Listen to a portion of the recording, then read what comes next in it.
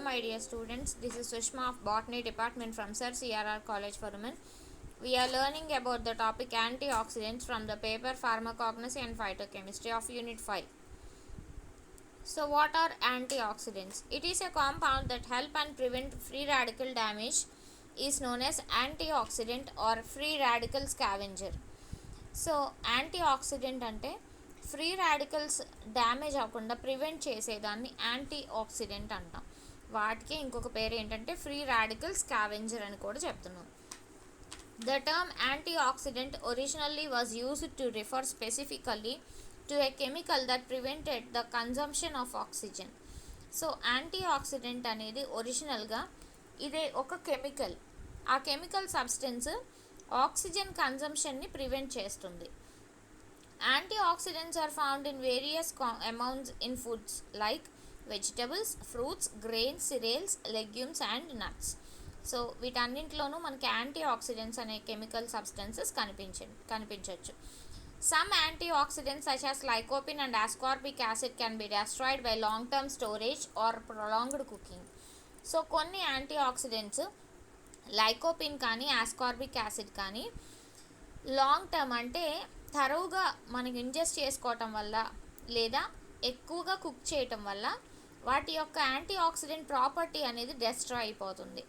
The polyphenols antioxidants in food such as whole wheat cereals and tea are more stable. So యాంటీఆక్సిడెంట్స్లో polyphenols అనేవి ఏవైనా ఫుడ్స్లో ఉంటే కనుక అవి హోల్ వీట్ సీరియల్స్లోనూ అలాగే టీలోనూ ఉంటాయి, అవి స్టేబుల్గా ఉంటాయి అని చెప్తున్నారు. In general processed foods contain fewer antioxidants than fresh and uncooked foods since the preparation processes May expose the food to oxygen. So generally foods అన్నీ ప్రాసెస్ చేసిన తర్వాత వాటిలో కొన్ని యాంటీఆక్సిడెంట్స్ ఫ్రెష్గాను అలాగే అన్కుక్డ్ ఫుడ్స్లోనూ ఎక్కువగా మనకు కనిపిస్తాయి. కానీ ఎప్పుడైతే మనం ప్రిపేర్ చేస్తున్నామో ప్రాసెస్ చేసి ఆ ఫుడ్లో ఉన్న ఆక్సిజన్ కంటెంట్ అంతా కూడా బయటకు వెళ్ళిపోవటం జరుగుతుంది, అది ఎక్స్పోజ్ అవుతుంది. సో యాంటీఆక్సిడెంట్స్ని మనం ఇప్పుడు క్లాసిఫై చేస్తే ఎండోజీనస్ అండ్ ఎక్సోజీనస్గా చెప్తాం. ఎండోజీనస్ యాంటీఆక్సిడెంట్స్ అంటే the cells can be classified as enzymatic and non enzymatic antioxidants. So endogenous అంటే in the cell, within the cell. Exogenous అంటే outside the cell. So ఎండోజీనస్ని మళ్ళీ enzymatic అను non enzymatic 2 టైప్స్గా divide చేస్తున్నాం. The major enzymatic antioxidants directly involved in the neutralization of ROS and RNS are superoxide dismutase. So అలాగే catalase, glutathione peroxidase and glutathione రెడాక్టేజ్. So ఇవన్నీ కూడా enzymatic antioxidants. ఇవి డైరెక్ట్గా న్యూట్రలైజేషన్ అనే process ద్వారా involve అవుతున్నాయి. ఆ న్యూట్రలైజేషన్ వేటికి అవుతుంది అంటే ROS అండ్ అలాగే RNS. వీటిని సూపర్ ఆక్సైడ్ డిస్మ్యూటేజ్, కెటలేజ్ ఇవన్నీ కూడా ఎంజైమాటిక్ యాంటీఆక్సిడెంట్స్గా వర్క్ చేస్తున్నాయి. వీటిలో ఫస్ట్ వన్ చూస్తున్నాము, superoxide dismutase. It scavenges both extracellular and intracellular superoxide anion and prevents lipid peroxidation of the plasma membrane. So ఇది extra cellular అలాగే intracellular సెల్లులో లోపల కానీ బయట కానీ సూపర్ ఆక్సైడ్ ఆనియాన్ ఉంటుంది. ఇది ప్రివెంట్ చేస్తుంది. ఏం ప్రివెంట్ చేస్తుందంటే లిపిడ్ పెరాక్సిడేషన్. ప్లాస్మా మెంబ్రెయిన్లో లిపిడ్స్, ప్రోటీన్స్ రెండు ఉంటాయి. సో వాటి యొక్క పెరాక్సిడేషన్ని ఇది ప్రివెంట్ చేయడానికి హెల్ప్ చేస్తుంది. It is first line enzyme of defense against free radicals, catalyzes the dismutation of superoxide anion radical into hydrogen peroxide by reduction. So first time ఏంటంటే enzyme defence యాక్టివిటీని ఇక్కడ ప్రొడ్యూస్ చేస్తుంది. వేటికి ఎగనెస్ట్గా? ఫ్రీ రాడికల్స్కి ఎగనెస్ట్గా. ఆ డిఫెన్స్ మెకానిజం ఎలా ప్రొడ్యూస్ చేస్తుందంటే it catalyzes the dismutation of superoxide anion radical. So anion రాడికల్ని డిస్మ్యూటేషన్ చేస్తుంది. ఎలాగ మళ్ళీ చేంజ్ చేస్తుంది అంటే hydrogen peroxide by the process called reduction అనే ప్రాసెస్ ద్వారా ఓకే ఆక్సిజన్ని మళ్ళీ హైడ్రోజన్ పెరాక్సైడ్గా చేంజ్ చేస్తుంది. The oxidant formed is transformed into water and oxygen by catalase or glutathione peroxidase. So ఏదైతే యాంటీఆక్సిడెంట్ ఫామ్ అయిందో అది వాటర్లో ట్రాన్స్ఫర్ అవుతుంది ఆక్సిజన్గా. అది కెటలేజ్ అనే ఎంజైమ్ అవ్వచ్చు లేదా గ్లూటాథయోన్ పెరాక్సిడేజ్ అనే ఎంజైమ్ వల్ల కావచ్చు. So next one catalase. So catalase కూడా డీటాక్సిఫై చేస్తుంది intracellular and extracellular hydrogen peroxide to water and oxygen. So hydrogen peroxide ఎక్కడైనా ఎగ్జిస్ట్ అయి ఉంటే అది వాటర్గా కానీ ఆక్సిజన్గా కానీ కన్వర్ట్ అవుతుంది. In addition catalase activities NO induced sperm capacitation which is a complex mechanism involving H2O2. So వీటితో పాటు catalase అనే ఎంజైమ్ ఇండ్యూస్డ్ స్పెర్మ్ కెపాసిటేషన్ని అలాగే కాంప్లెక్స్ మెకానిజం వేటిలో అయితే హైడ్రోజన్ పెరాక్సైడ్ ఇన్వాల్వ్ అయి ఉంటుందో వాటిని catalase అనే ఎంజైమ్ ఇంటర్ఫియర్ అవ్వడం ద్వారా వాటర్లా కానీ ఆక్సిజన్లా కానీ చేంజ్ చేస్తుంది. Glutathione peroxidase or reductase system. So ఈ సిస్టమ్ ఎక్సలెంట్ ప్రొటెక్షన్ ఇస్తుంది వేటికి against lipid peroxidation of plasma membrane. ఇది ఆల్రెడీ మనం ఇందాక చెప్పుకున్నాం. So lipid peroxidation of plasma membrane ఇది ప్రివెంట్ చేస్తుంది. సూపర్ ఆక్సైడ్ డిస్మ్యూటేస్ అలాగే గ్లూటాథయోన్ పెరాక్సిడేజ్ కూడా ఇలాగే చేస్తుంది. But it undergoes in spermatozoa. It scavenges lipid peroxides, thereby arresting the progressive chain reaction of lipid peroxidation. So lipid peroxides అన్నీ కూడా scavenge చేస్తున్నాయి. ఇవి లిపిడ్ పెరాక్సిడేషన్ అనే ప్రోగ్రెసివ్ చైన్ రియాక్షన్ని సేమ్ అవి ఎలాగ ప్రివెంట్ చేస్తున్నాయి ఇది కూడా అరెస్ట్ చేస్తుంది. It also scavenges hydrogen peroxide which is responsible for the initiation of lipid peroxidation. ఎలాగ అరెస్ట్ చేస్తుంది అంటే లిపిడ్ పెరాక్సిడేషన్కి ఇనిషియేషన్ ఎవరు హైడ్రోజన్ పెరాక్సైడ్. సో వాటిని స్కావెంజ్ చేయటం ద్వారా ఈ లిపిడ్ పెరాక్సిడేషన్ని ఆపేస్తుంది. Glutathione reductase stimulates the reduction of glutathione disulfide to reduce glutathione. So glutathione reductase అనే ఎంజైమ్ స్టిమ్యులేట్ చేస్తుంది. వేటిని స్టిమ్యులేట్ చేస్తుందంటే గ్లూటాథయోన్ డైసల్ఫైడ్ని. సో అది రెడ్యూస్డ్ ఫామ్లోకి మారిపోతుంది. ఆ ఫామ్ ఏంటంటే గ్లూటాథయోన్ అని చెప్తున్నాం. Next one non enzymatic antioxidants. So non enzymatic మళ్ళీ డివైడ్ అయినాయి. ఏమేంటి metabolic and nutrient antioxidants. So metabolic antioxidants belonging to endogenous which are produced by the metabolism in the body. So metabolism జరగడం ద్వారా బాడీలో various anti oxidants produce అవుతున్నాయి. వాటిని endogenous అంటున్నాం. వాటికి ఎగ్జాంపుల్స్ ఏంటి lipoic acid glutathione L-arginine coenzyme Q10 melatonin uric acid bilirubin metal chelating proteins transferrin etcetera. వీటన్నింటిని non enzymatic అంటున్నాం. While nutrient antioxidants belonging to exogenous antioxidants, these are the compounds which cannot be produced in the body and must be provided through foods or supplements such as vitamin E, C, carotenoids, trace metals, flavonoids, omega-3 and omega-6 fatty acids. So ఇవన్నీ కూడా ఎక్సోజీనస్ anti ఆక్సిడెంట్స్లోకి వస్తాయి. ఇవి produce అవ్వట్లేదు బాడీలో within the body and should be provided through the foods or supplements. మనం తీసుకునే ఫుడ్లో కానీ సప్లిమెంట్లో కానీ ఇవి కంటైన్ ఉన్నాయా లేవా అనే సబ్స్టెన్సెస్ మనం చెక్ చేసుకోవాలి. So next one exogenous antioxidants. వీటిని మళ్ళీ డివైడ్ చేయడం జరిగింది. First one nutrient antioxidants అంటున్నారు. సో న్యూట్రియంట్ అంటే మనం తీసుకునే డైట్లో ఎలాంటి న్యూట్రియంట్స్ ఉన్నాయి సబ్స్టెన్సెస్ అనేవి ఇందులోకి వస్తాయి. The nutrient antioxidant deficiency is one of the causes of numerous chronic and degenerative pathologies. Pathology means disease.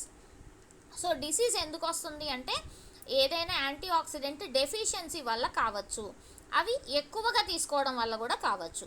Each nutrient is unique in terms of it's structure and anti oxidant function. So ప్రతి nutrient కూడా స్పెసిఫిక్గా యూనిక్గా ఉంటుంది, వాటి యొక్క structure కానీ అలాగే function కానీ. Next one vitamin E. So vitamin E అనేది కైరల్ కాంపౌండ్గా చెప్తాము. వీటిలో 8 స్టీరియో ఐసోమర్స్ ఉంటాయి. అవి ఆల్ఫా, బీటా, వై, sigma tocopherol and alpha beta వై సిగ్మా 2 కార్టినాల్ which are fat soluble vitamins with antioxidant properties. So ఇవన్నీ కూడా యాంటీ ఆక్సిడెంట్ ప్రాపర్టీస్ కలిగి ఉన్నాయి. Among these stereoisomers only alpha tocopherol is the most bioactive and easily absorbing and metabolizing this form in the human body. So human బాడీలో ఈజీగా absorb అవ్వడానికి metabolise అవ్వడానికి alpha టోకోఫిరాల్ అనేది most bioactive stereo ఐసోమర్గా చెప్తున్నాం. Next one vitamin C. దీన్నే ascorbic acid అంటాము. It is called a water soluble vitamin. ఇది మోనోసాకరైడ్గా ఎగ్జిస్ట్ అవుతుంది. It is an antioxidant found both in plants and animals.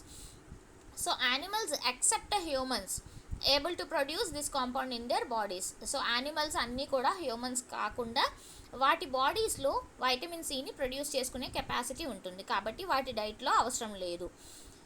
Ascorbic acid is a reducing agent and reduce the reactive oxygen species like hydrogen peroxide. So vitamin C అనేది reducing ఏజెంట్గా work చేస్తుంది. ఇది reactive ఆక్సిజన్ని reduce చేస్తుంది. అది hydrogen peroxide విషయంలో చూస్తున్నాం మనం. In addition to it's direct antioxidant effects, ascorbic acid is also a substrate for the antioxidant enzyme ascorbate peroxidase, a function that is particularly important in stress resistance in plants. So వీటితో పాటుగా ఒక anti oxidant effect డైరెక్ట్గా work చేస్తుంది. Ascorbic acid అనేది ఒక సబ్స్ట్రేట్గా పనిచేస్తుంది. వేటికి అంటే ఒక యాంటీ ఆక్సిడెంట్ ఎంజైమ్కి. ఆ సబ్స్ట్రేట్గా వర్క్ చేసే ఎంజైమ్ పేరేంటి? Ascorbate peroxidase. So it functions particularly మనకి స్ట్రెస్ రెసిస్టెన్స్ ఇన్ ప్లాంట్స్లో స్ట్రెస్ రెసిస్టెన్స్ తగ్గించడానికి ఇంపార్టెంట్ ఎంజైమ్గా చెప్తున్నాం. Next carotenoids. Carotenoid and retinyl ester are two major provitamins because they can be converted to active vitamin A.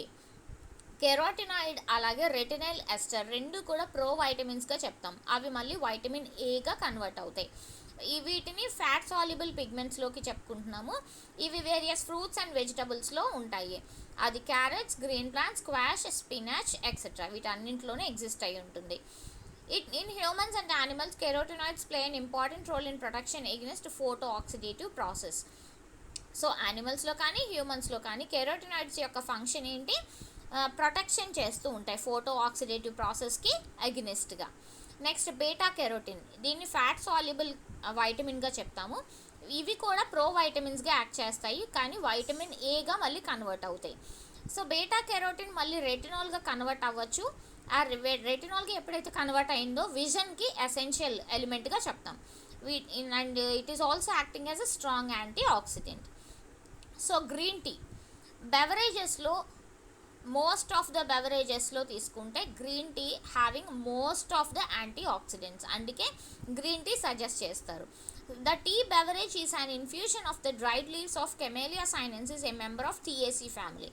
So Theaceae member చెందిన Camellia sinensis అంటే scientific name చెప్తున్నాము. Fresh tea leaf is rich in water soluble polyphenols, particularly flavanols, flavanol gallate and flavanol glycosides. So fresh tea leaf కనుక తీసుకుంటే అందులో water soluble polyphenols ఉంటాయి, అలాగే flavanols, flavanol గ్యాలేట్ ఉంటుంది, ఫ్లావనాల్ glycosides కూడా ఉంటాయి. Next garlic. సో గార్లిక్ అంటే ఏంటి? వెల్లుల్లి. ఏలియం సెటైవం అది scientific name. It is used universally as a traditional medicine and a functional food to enhance physical and mental health. So మనకి ఫంక్షనల్ ఫుడ్గా చెప్తున్నాం. ఇది రెగ్యులర్ డైట్లో కనుక ఉంటే ఫిజికల్ అండ్ మెంటల్ హెల్త్ని స్టిమ్యులేట్ చేయడానికి ఉపయోగపడుతుంది. It is used for flavouring in cooking and is unique because of it's high sulphur content. వాటిలో సల్ఫర్ కంటెంట్ ఎక్కువగా ఉండటం వల్ల వాటికి యూనిక్ ప్రాపర్టీ ఉంది. మంచి ఫ్లేవరింగ్ ఏజెంట్గాను వర్క్ చేస్తుంది కుక్ చేసేటప్పుడు. In addition to sulfur, garlic also contains arginine, oligosaccharides, flavonoids and selenium, all of which may be beneficial to health. So సల్ఫర్కి అడిషన్గా ఇంకేముంటున్నాయి అంటే గార్లిక్లో ఆర్జినిన్ ఉంటుంది, ఆలిగోసాకరైడ్స్ ఉంటున్నాయి, ఫ్లావనాయిడ్స్ అలాగే సిలీనియం. ఇవన్నీ కూడా ఉండటం వల్ల మనకి హెల్త్ బెనిఫిట్స్ ఎక్కువగా కనిపిస్తున్నాయి. Last one is lycopene. So lycopene అనేది కెరోటినాయిడ్ ఫ్యామిలీ యొక్క member. So this is also said to be A fat soluble pigment which is responsible for the red colour of certain fruits and vegetables. మనకి fruits కానీ vegetables కానీ తీసుకుంటే అందులో red colour రావడానికి reason ఏంటి? Lycopene అనే pigment. So it's pigment protects the plant from damage by oxygen and light. ఈ pigment ఉండటం వల్ల ప్లాంట్స్కి డ్యామేజ్ జరగకుండా ఉంటుంది, దేనివల్ల? ఆక్సిజన్ అలాగే light. Okay, lycopene possesses antioxidant and anti proliferative properties in animal. So లైకోపిన్కి ఏమేమి ప్రాపర్టీస్ ఉన్నాయి అంటే యాంటీ ఆక్సిడెంట్ ప్రాపర్టీ ఉంది, దాంతోపాటు యాంటీ ప్రొలిఫరేటివ్ ప్రాపర్టీ కూడా ఉంది. ప్రొలిఫరేటివ్ అంటే ప్రొటెక్ట్ చేస్తూ ఉంటుంది ఎగెనిస్ట్ వేరియస్ ఫారిన్ ఆర్గానిజమ్స్ అనమాట. Lycopene has been found to be very protective, particularly for prostate cancer. So prostate క్యాన్సర్కి పర్టికులర్గా ఇది ప్రొటెక్టివ్ ఫంక్షన్గా యాక్ట్ చేస్తుంది లైకోపిన్ అనే substance. The major dietary source of lycopene is tomatoes. So tomatoes మనం red కలర్లో చూస్తాం కదా, వాటికి రీజన్ ఏంటి, లైకోపిన్ అనే substance. With the lycopene in cooked tomatoes, tomato juice and tomato sauce included, being more bioavailable than that in raw tomatoes. So రా tomatoes కంటే కూడా కుక్డ్ టొమాటోస్లోనే లైకోపిన్ అనే సబ్స్టెన్స్ ఎక్కువగా ఉంటుందని చెప్తున్నారు. The dietary antioxidant lycopene reduces oxidative stress and the levels of bone turnover markers in postmenopausal women and may be beneficial in reducing the risk of osteoporosis. So anti oxidant మన dietary పిగ్మెంట్గా కనుక తీసుకుంటే అవి మన oxidative stress లెవెల్ని తగ్గిస్తుంది, అలాగే post menopausal ఉమెన్లో కూడా కొన్ని చేంజెస్ కలుగజేస్తుంది, అండ్ ఆల్సో ఆస్టియోపోరోసిస్ యొక్క రిస్క్ ఏమైనా ఉంటే వాటిని కూడా రెడ్యూస్ చేసి బెనిఫిట్స్ చూపిస్తుంది అంటున్నారు. ఆస్టియోపోరోసిస్ అంటే బోన్స్లో ఉన్న disturbances and holes regarding. Okay, this is about the antioxidants and their classification regarding. So the classification include endogenous and exogenous antioxidants. Endogenous are furtherly divided into enzymatic and non-enzymatic. Exogenous are furtherly divided into nutrient antioxidants, vitamin E, vitamin C, carotenoids, beta carotene, green tea, garlic and lycopene. So these are included in the exogenous antioxidants. Okay, thank you all of you. We will meet in the next video.